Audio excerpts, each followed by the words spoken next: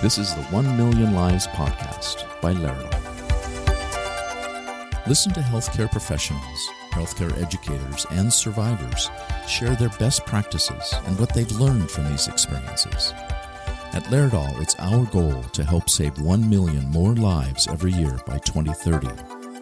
One life at a time.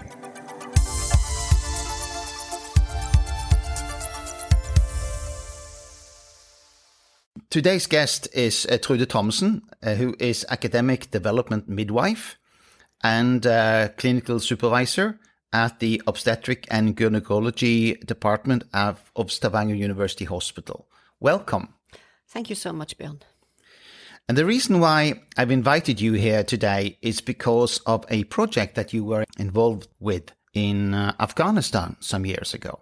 And this was, I understand, a project where you tried to create a program where you trained midwives. Yeah, that's correct. As you said, I'm a midwife, and I have for decades been engaged in the Norwegian Association of Midwives. And we have had several programs and projects in different low-income countries. And back in 2009, I was at the meeting in Oslo, listening to a midwife from Afghanistan telling about the situation for women and midwives in that country. I was very touched, and I asked them, how do you do this, and who are you together with when you are educating those midwives? And this was a meeting arranged by the Norwegian Afghanistan Committee, which is a very, a very well-established organization in both in Norway and in Afghanistan. It's an NGO. It's an NGO, yeah, that's correct. And the Norwegian Afghanistan Committee was involved in this back from 2002. And then I asked them, who are your professional partner in this? And they said, well, we don't have any professional partner. So that was the start of a collaboration between the Norwegian Association of Midwives and the Norwegian Afghanistan Committee. And that is how I was involved in that. So you got involved in 2009. Yeah, that's correct. What was the status then? The status was that the Norwegian Afghanistan Committee, they had trained midwives in Afghanistan since 2002. And back in 2002, there were only, I think it was around 300 midwives in that country, educated midwives. Remind me, is there 40 million people living there? Yeah, approximately. So that's more or less nothing. And the situation or this tradition is that a woman is delivering with a traditional birth attendant, or her mother, her sister, an aunt, a neighbor, someone who's attending the labor without having any professional background. And then in 2002, when Afghanistan also committed themselves to the Millennium Goals, they decided, well, we need to do something for women and children. So they established something they call Basic Package of Health Services, which was dedicated healthcare for women and children, mainly in rural areas. So we knew that one thing that was really important was educated midwives. So at that time, they started education of midwives in two routes, either hospital midwives, who was supposed to work in hospitals, and community midwives, which was our main thing, to educate midwives who could work in rural areas, in the small villages in that country. How easy was it to establish this educational system for midwives in Afghanistan? We've heard that for many years, even also before the war, life was not so easy for women in general in Afghanistan to get any kind of education.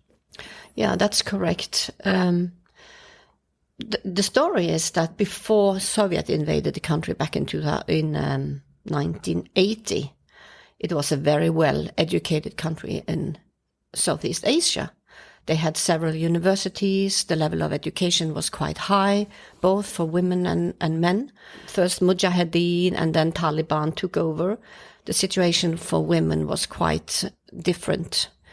As you know, now women are banned to take any education. It's difficult or more or less not possible to work outside of the home. So the situation for women has been worse, I would say, from year to year. I just want to say that this program is recorded in January in 2025. So there's a lot of stuff that might happen, so we don't know. So if you're listening to this in a year's time or two, the situation can be completely different from what it is today. But what we will comment on and talk about now is how it used to be and how it looks like now in January 2025. So, all right. So you actually went there yourself? Yeah, I went there. The first time I went there was in 2009. The thing was that we wanted to look at the education itself, how it worked, the curriculum for the students, the learning situations, the clinical practice, because we knew that when the Afghanistan committee and Afghanistan itself educated these midwives, we were not very sure about the quality of the education and how it really went on.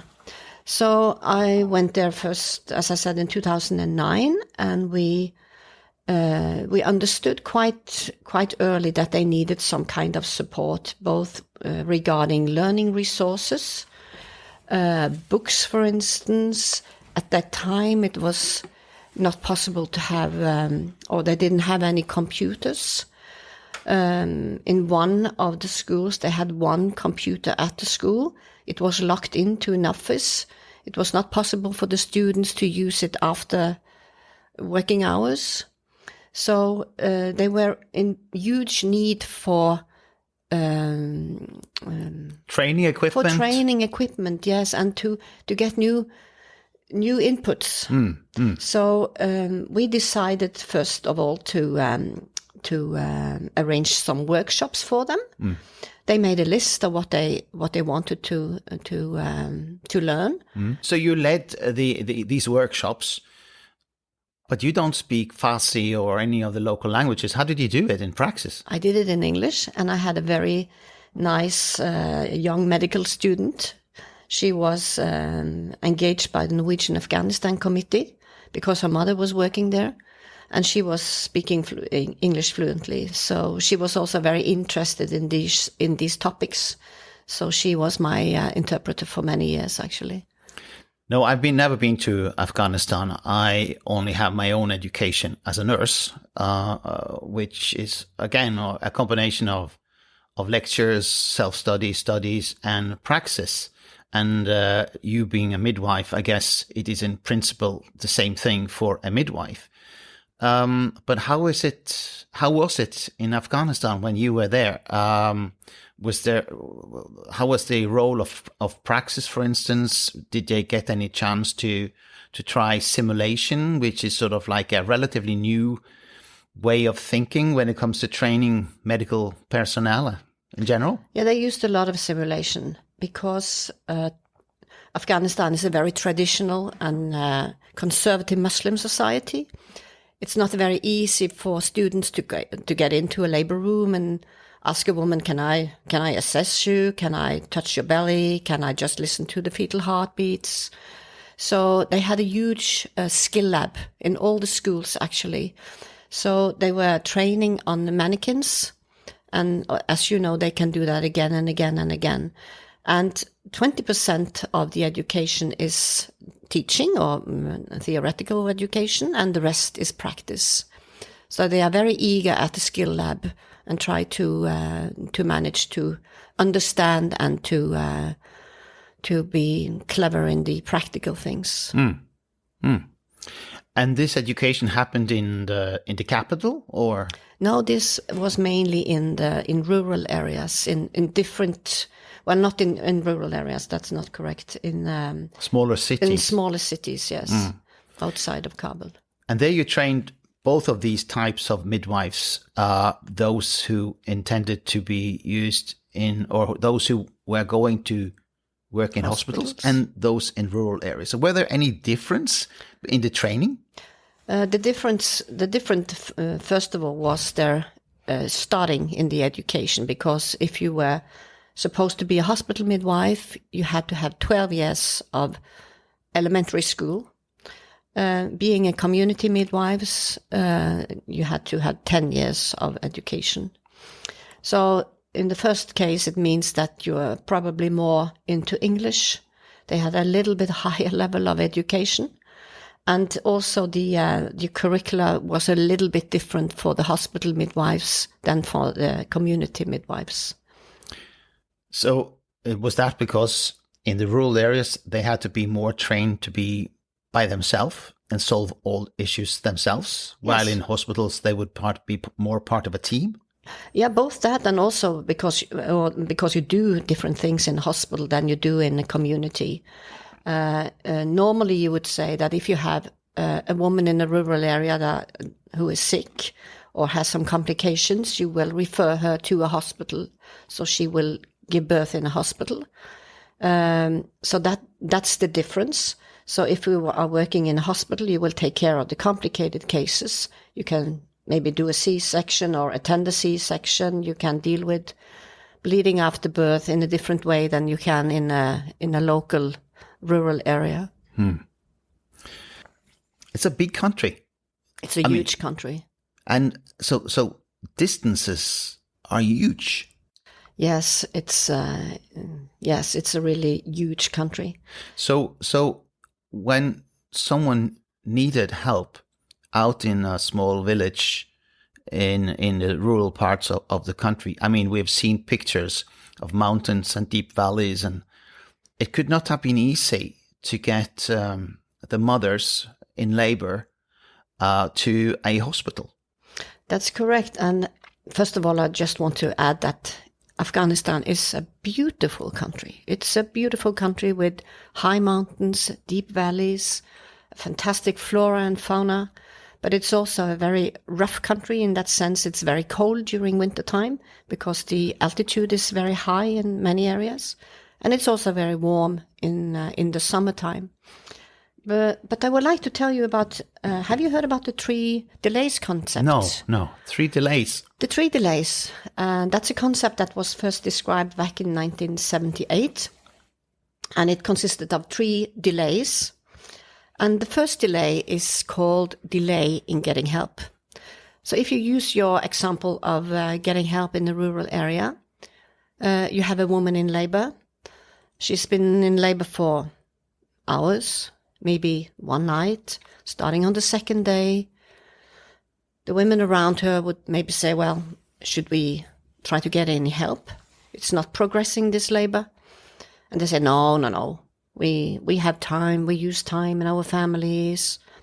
And then maybe when they decide yes, we need to get some further help, they have to ask her husband or her family and the local mullah. This is the first delay in getting help. When the family and the mullah says, well, we accept that you go to a health facility to get further help in your labor, then you go into what we call the second delay, which is delay in getting there. And that is what you say, well, how do we get there? It's a huge country with long distances. This could be both during wintertime with a lot of snow. Very few people in Afghanistan have access to a car. Some have access to a donkey or a horse, but many of them just use their feet.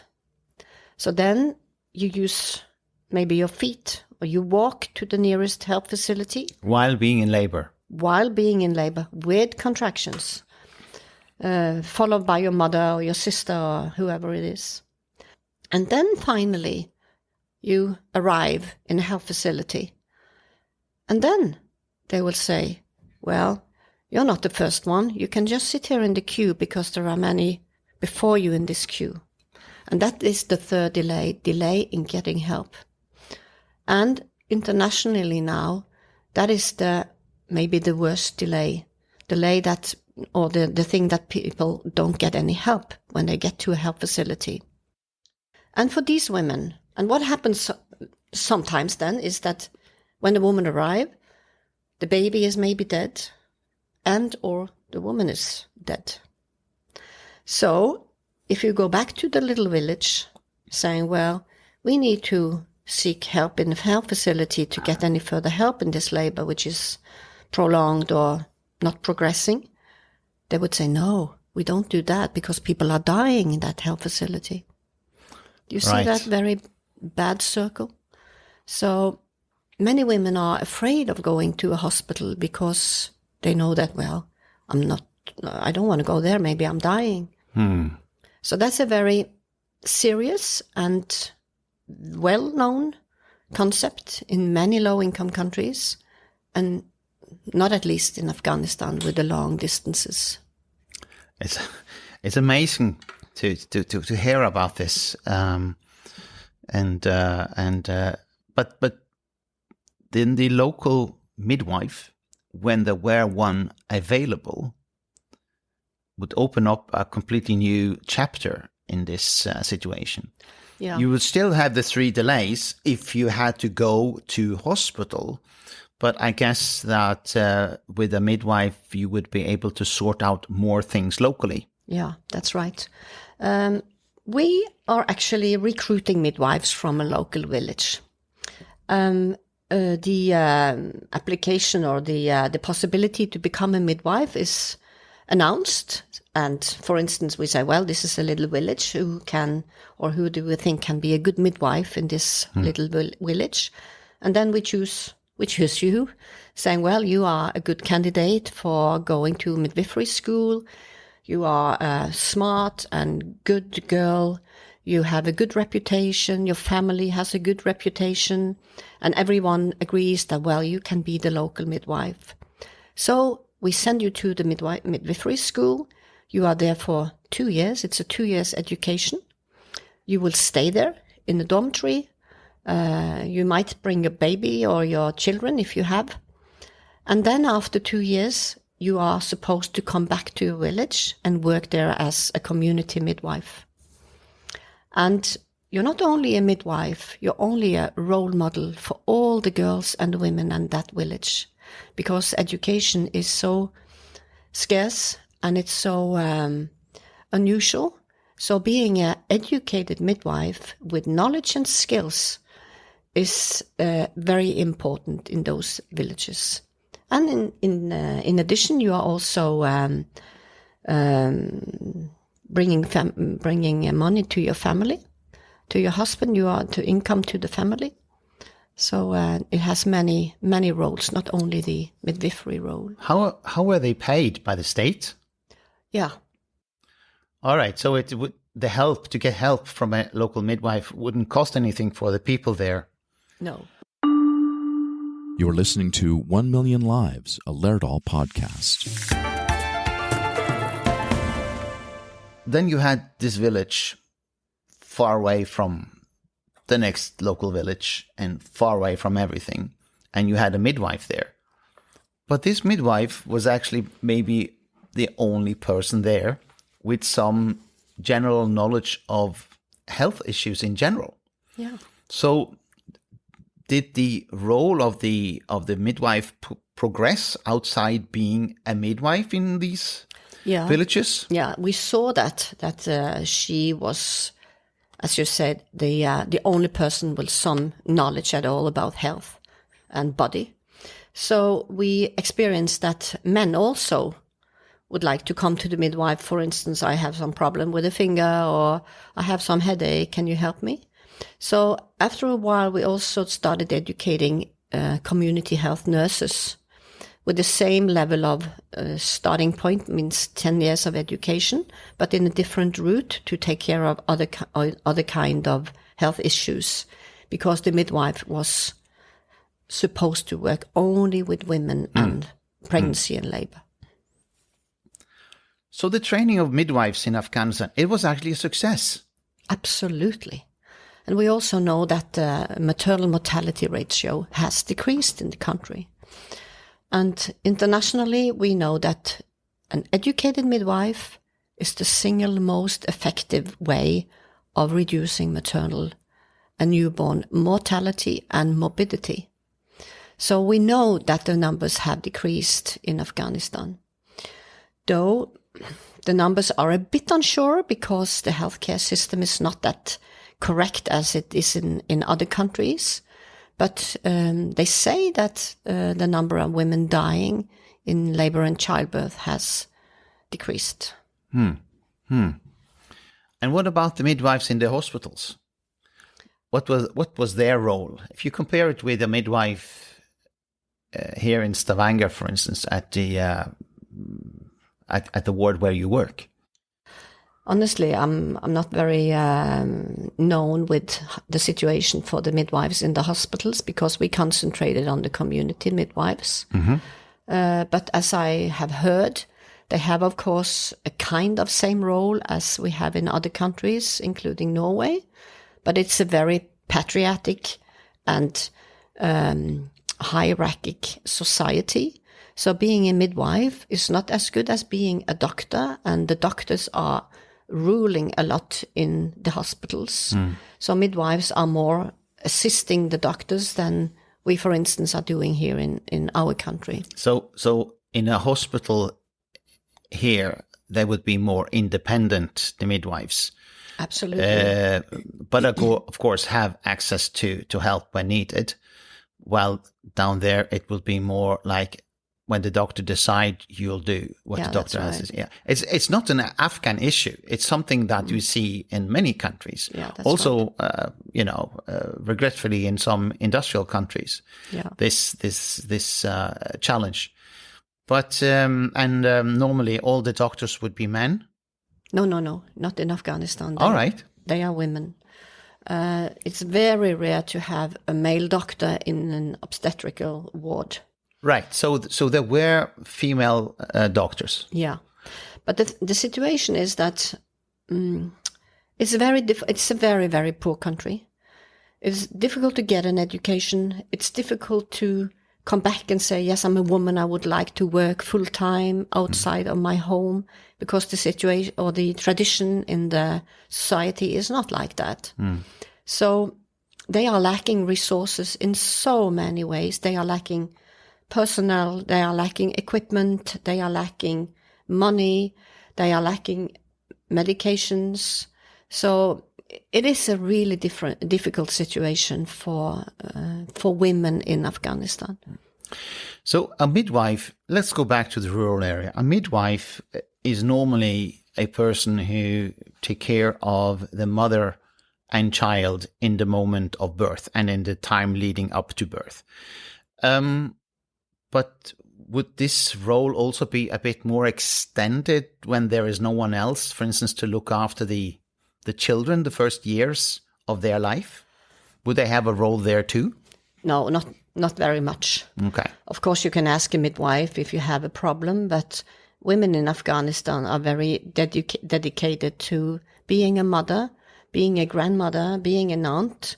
So when the baby is born, the family will really take over and take care of that woman and that little child. So when they say it takes a village to raise a person, it's the truth, That's true. at least in Afghanistan. Yeah, that's true. All right. So that was then. And then it came to a bit of a abrupt stop as Taliban came back and took over the power in the country. And it has not been easy, at least in the beginning now, the first 3 years of the new regime. We know that there are some things happening, but we don't know really for sure. So how do you see the future? Yeah, that's a good question. I'm not sure. My heart beats for women and children in Afghanistan, and I really hope that we can continue that education.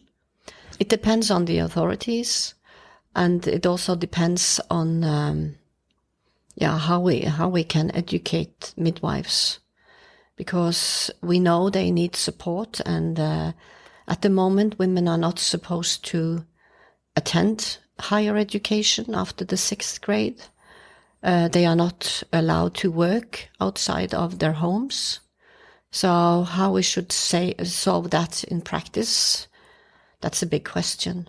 But there is hope, because I hope. read in the news today that one of the senior ministers had questioned this a new rule of not giving women higher education.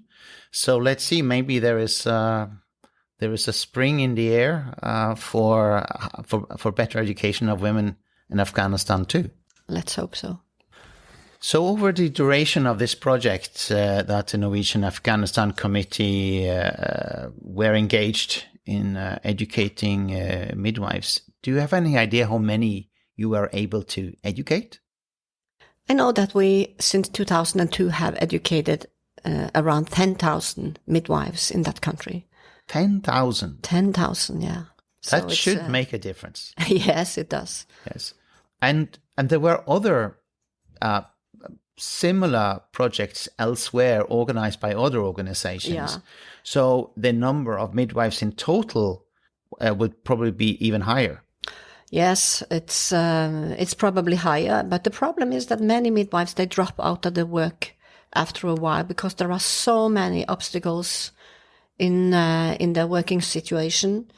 For instance, the problems with transport, getting from one house to another.